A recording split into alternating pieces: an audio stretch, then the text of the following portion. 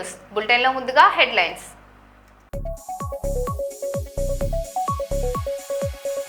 హైదరాబాద్ చిక్కడపల్లిలో మరోసారి రోడ్డెక్కిన నిరుద్యోగులు.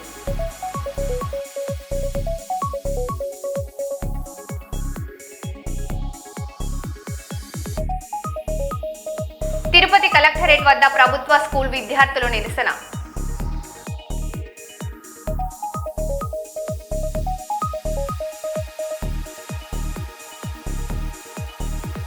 కొండగట్టు అంజన్న ఆలయంలో విధుల్లో ఈవో డ్రైవర్, క్యాష్ కౌంటర్ అప్పజెప్పిన అధికారులు.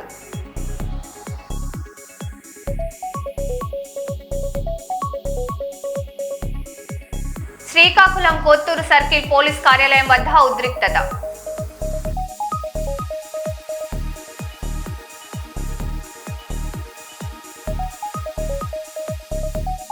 బాసర మహంకాళి అమ్మవారి వెండి కిరీటం హుండీ ఎత్తుకెళ్లిన దుండగులు.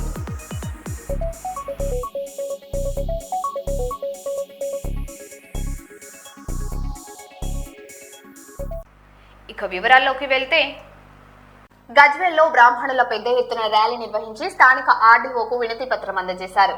సనాతన ధర్మంలో గోవుకు విశిష్ట స్థానం ఉందని, గోరక్షణ ప్రతి హిందువు బాధ్యత అని సంఘ అధ్యక్షుడు దేశపతి శంకర శర్మ పేర్కొన్నారు. కేంద్ర ప్రభుత్వం వెంటనే గోమాతను జాతీయ జంతువుగా ప్రకటించాలని డిమాండ్ చేస్తూ హిందువులంతా ఏకమై ఉద్యమించాలని పిలుపునిచ్చారు.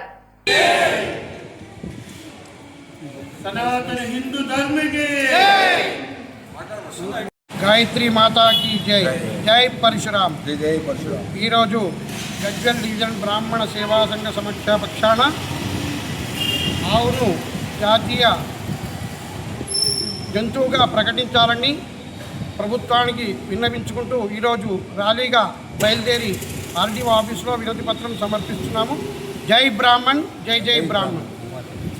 ఈరోజు గజ్వేల్ డివిజన్ బ్రాహ్మణ సేవా సంఘ సమాఖ్య పక్షాన గోమాతను జాతీయ జంతువుగా ప్రకటించాలని డిమాండ్ చేస్తున్నాం.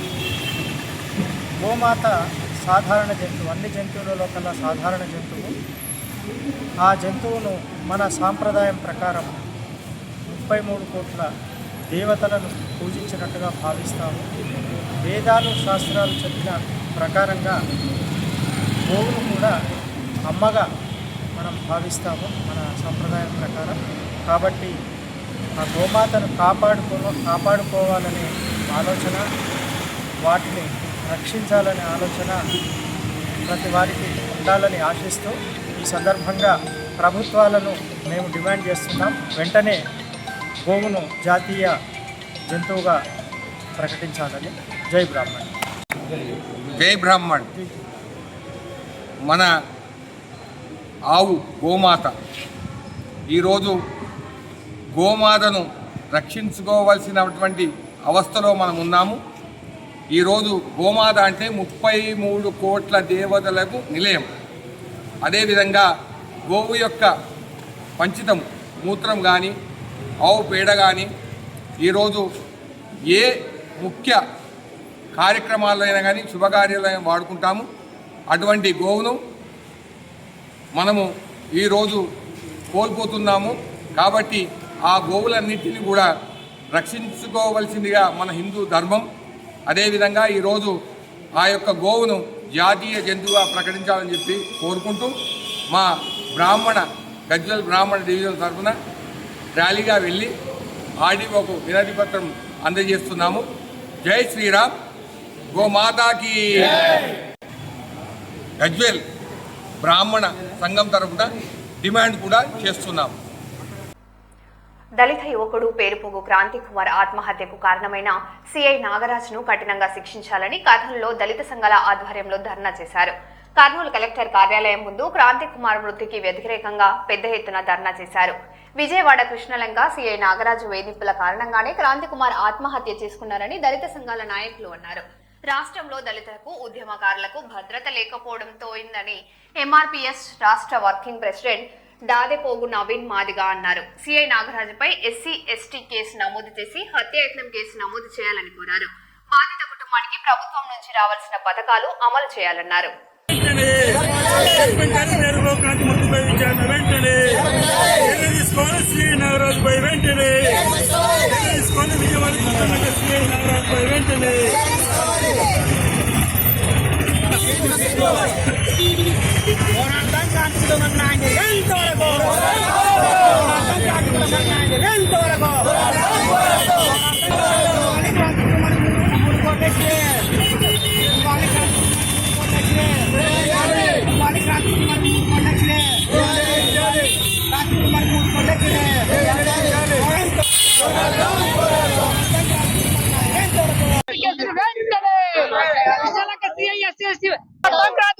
కుటుంబానికి న్యాయం జరిగేంత వరకు శ్రీలంక ఎస్సీఐ పై నాగరాజ్ పై వెంటనే నమోదు చేయాలి. ఎస్సీ ఎస్టీ సీఐ నాగరాజ్ పై వెంటనే నమోదు చేయాలి. సీఐ నాగరాజ్ పై నమోదు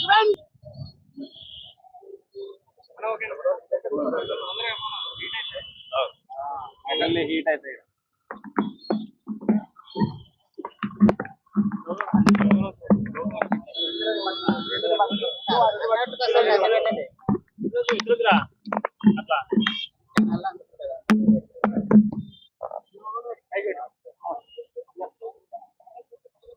ఈరోజు విజయవాడ కృష్ణలంక సిఐ నాగరాజు గారిపై చట్టపరమైన చర్యలు తీసుకోవాలని అనేసి కర్నూలు హెడ్ క్వార్టర్ లో దళిత గిరిజన ప్రజా సంఘాల ఆధ్వర్యంలో నిరసన కార్యక్రమం చేపట్టడం జరిగినది.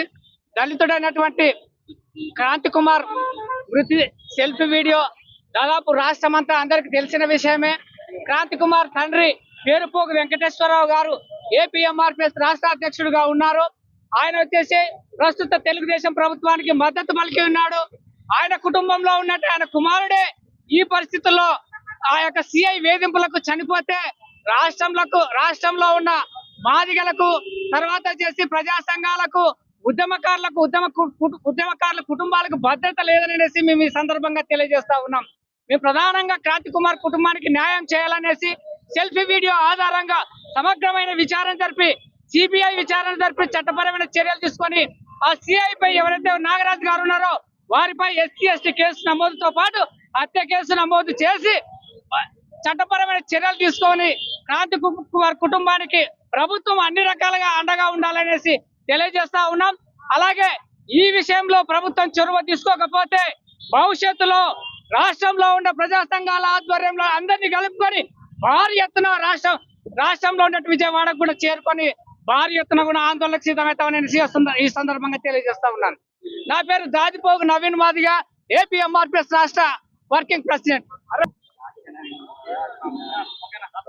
ఈరోజు రాష్ట్రంలో కూటమి ప్రభుత్వం వచ్చిన తర్వాత ప్రజా సంఘాల నాయకుల కుటుంబాలను కానీ ప్రజలను కానీ దళిత గిరిజన కుటుంబాలను కూడా ఎవరిని కూడా వదిలిపెట్టకుండా రక్షించాల్సిన పోలీసులే రక్షించి హత్య చేయాల్సిన పరిస్థితి ఈ రోజు రాష్ట్రంలో నెలకొందని చెప్పేసి మేము తెలియజేస్తున్నాం. ఎందుకంటే దానికి ఉదాహరణ దళిత జాతి కోసం నిరంతరం కృషి చేస్తున్నటువంటి పేరబోగు వెంకటేశ్వర కొడుకు కుమారుడైన పేరబోగు క్రాంతి కుమారు సెల్ఫీ వీడియోనే దానికి ప్రధానమైన కారణం.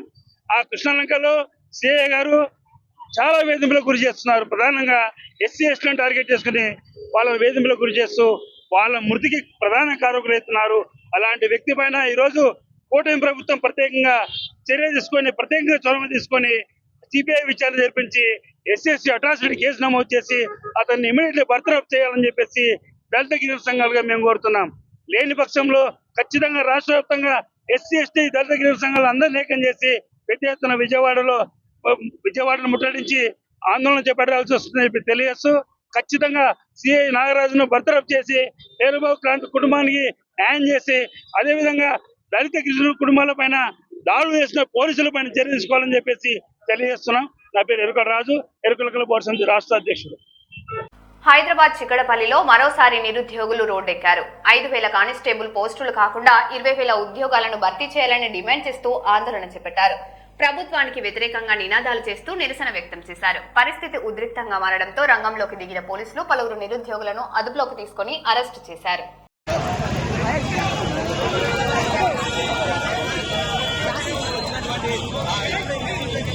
వాళ్ళందరినీ కూడా తీసుకెళ్తా ఉన్నటువంటి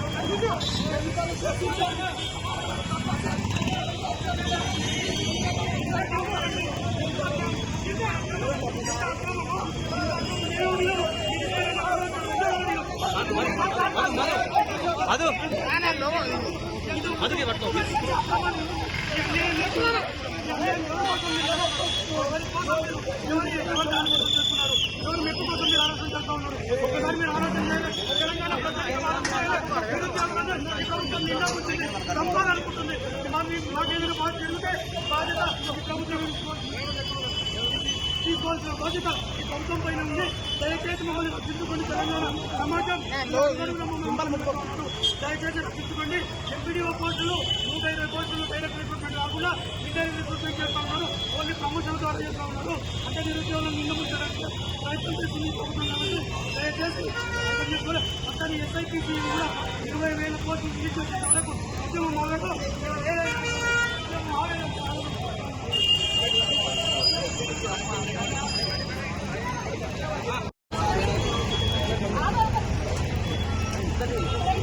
అన్నా ఇక్కడ రాడి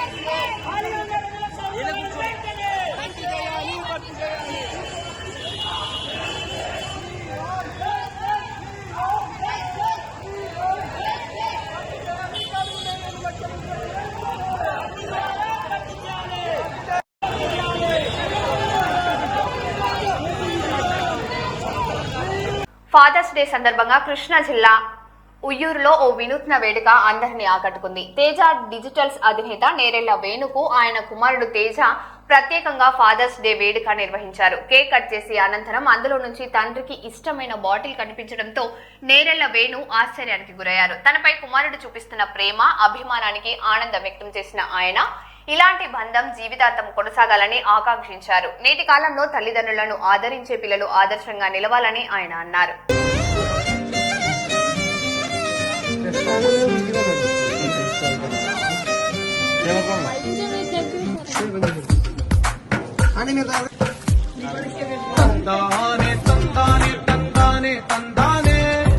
చూసారా ఏ చోటినా ఇంత ఆనందాన్నే, తందానే తందానే తందానే తందానే, కన్నారా ఎవరైనా ప్రతిరోజు పండగనే, మనసుబడి రాసిందో ఎంతో అందంగా.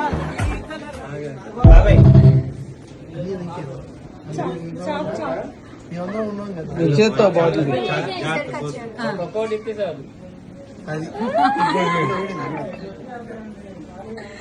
ఓకే కవర్ చేశారులే ఫోన్లే.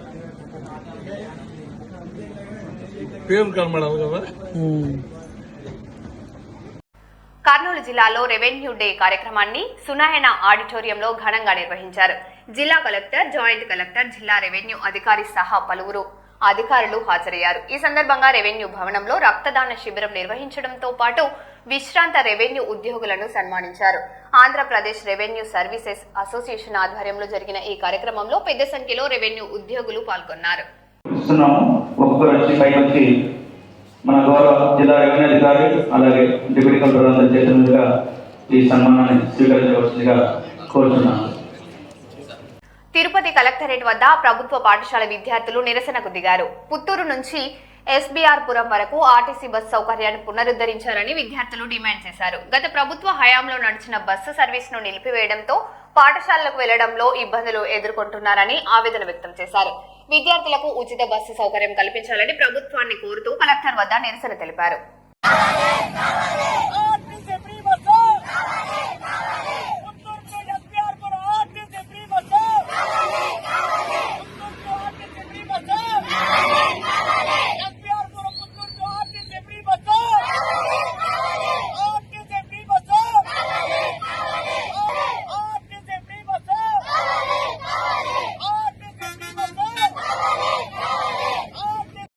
గోదావరి కళలోని అభివృద్ధి పేరుతో సింగరేణి క్వార్టర్లకు అనుకోని కొన్ని షెడ్లను తొలగించే ప్రయత్నాలను ఏఐటీయూసీ తీవ్రంగా వ్యతిరేకిస్తుంది.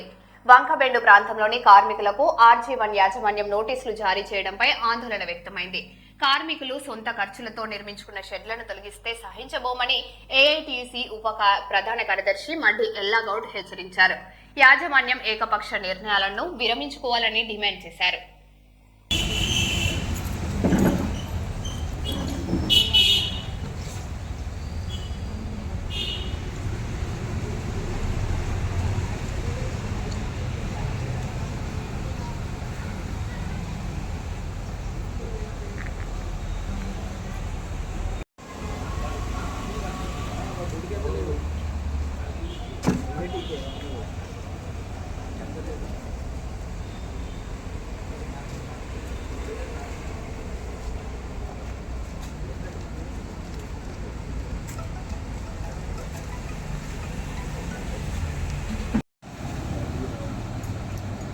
గౌరవనీయులు శ్రీ లలిత్ కుమార్ గారు, GM RG1 గారు కొన్ని రోజుల క్రితం గాంధీనగర్లో ఇందిరమ్మ బొమ్మ దగ్గర నుండి ఇక్కడ చౌరస్తా వరకు ఉన్న మొదటి లైన్లో ఉన్నటువంటి కార్మికులందరికీ ఒక లెటర్ ఇవ్వడం జరిగింది.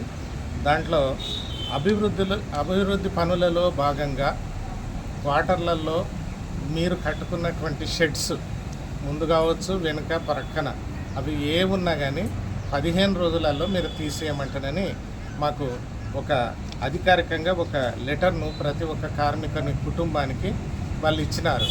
అయితే అప్పటి నుంచి మాలో చాలా ఆందోళన కలుగుతుంది. మా ఇంటి దగ్గర ఉన్నటువంటి మహిళలు వాళ్ళు పాపం రాత్రింబగళ్ళు అదే ఆలోచనతోనే మనం ఎక్కడికి పోవాలి, ఈ ఇల్లు సరిపోదు, మనకు కంపెనీ కట్టించింది 3 రూములే. అయితే మా పిల్లలు పెద్దోళ్ళై లేదా మా తల్లిదండ్రులు వృద్ధాప్యంలో ఉన్నవాళ్ళు మేమందరం కలిసి ఉమ్మడి కుటుంబంగా ఉంటున్నాం ఈ ప్రాంతంలో. గత 60 సంవత్సరాల క్రితం నుండి మేము అదే క్వార్టర్లలోనే ఉంటున్నాం. అయితే ఇప్పుడు మేము ఎక్కడికి వెళ్ళాలి, ఎక్కడ ఉంచాలి, ఎక్కడ ఉండాలి అనేటువంటి ఆందోళనలతో మేము చాలా బాధపడుతూ మరి మా యొక్క ఫ్రంట్ లైన్లో ఇందిరమ్మ బొమ్మ దగ్గర నుండి చౌరస్తా వరకు ఉన్నటువంటి కుటుంబాలన్నీ ఇక్కడికి వచ్చి ఉంటున్నాయి. మేమందరం కూడా మరి RG1లో గెలిచినటువంటి సంఘం ఏఐటీయూసీ. అయితే అన్నగారు ఇల్లన్న గారికి, శ్రీనివాసన్న గారికి, అన్నకు అందరి దగ్గరికి వచ్చి మేము విజ్ఞప్తి చేసినాం, అయ్యా మరి మా కొరకు సహాయం చేయండి, మరి ఈ విధంగా ఆ యొక్క క్వార్టర్ల షెడ్లను కూలగొడితే మేము ఉండలేము, అందులో ఎక్కడికి వెళ్ళాలంటానని వాళ్ళ దగ్గరికి రిప్రజెంటేషన్ కొరకు వచ్చినాం.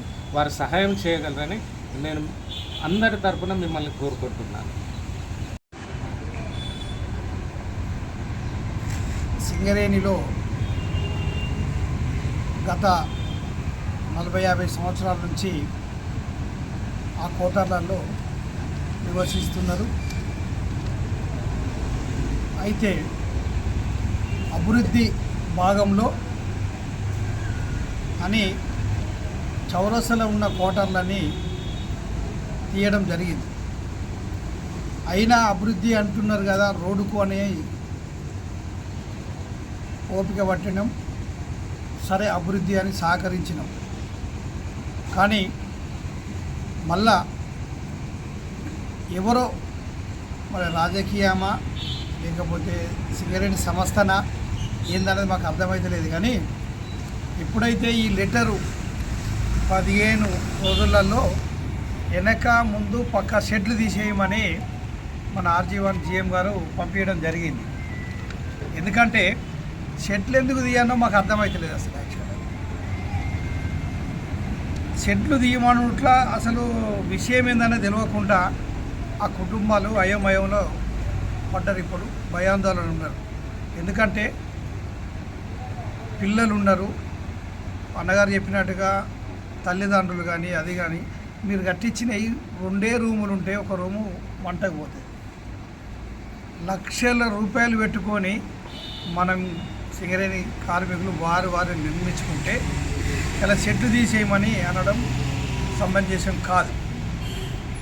అసలు ఆ రూమ్లే సరిపో 60 సంవత్సరాల క్రితం కట్టినటువంటి కోటార్లను కార్మికులు చాలాసార్లు రిపేర్ వారికి సొంత డబ్బులతో రిపేర్ చేసుకొని ఇలా ఆ కోటర్ నిలబడ్డది.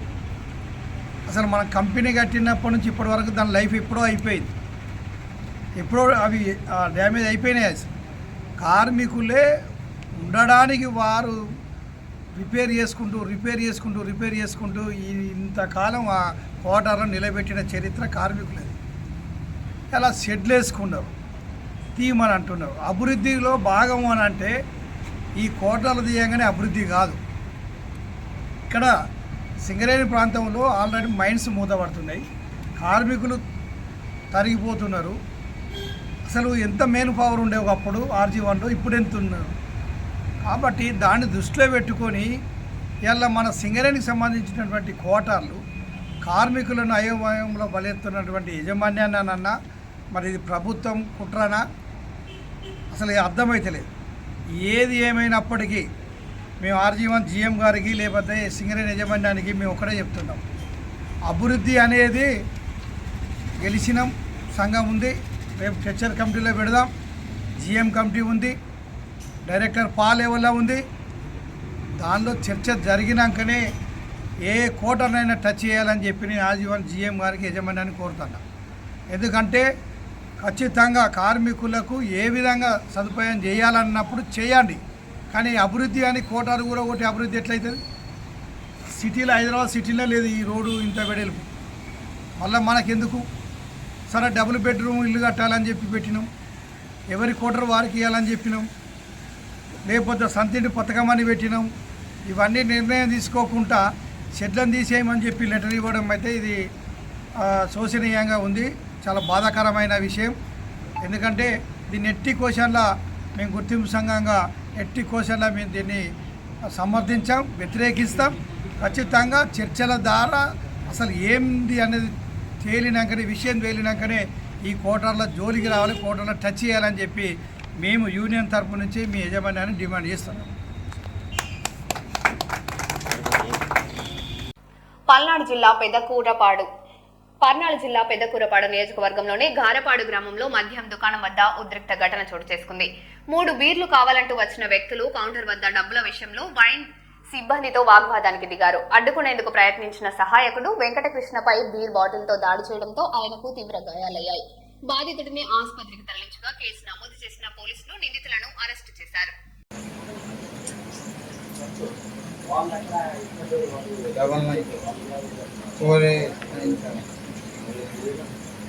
నెక్స్ట్ 2024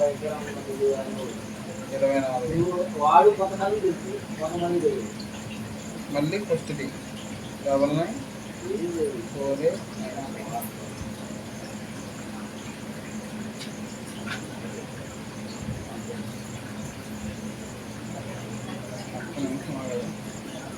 90 హలో 1056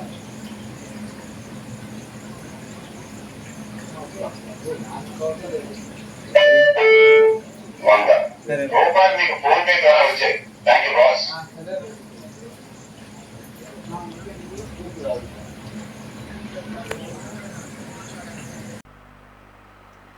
బులెటిన్లో మళ్ళీ కలుద్దాం.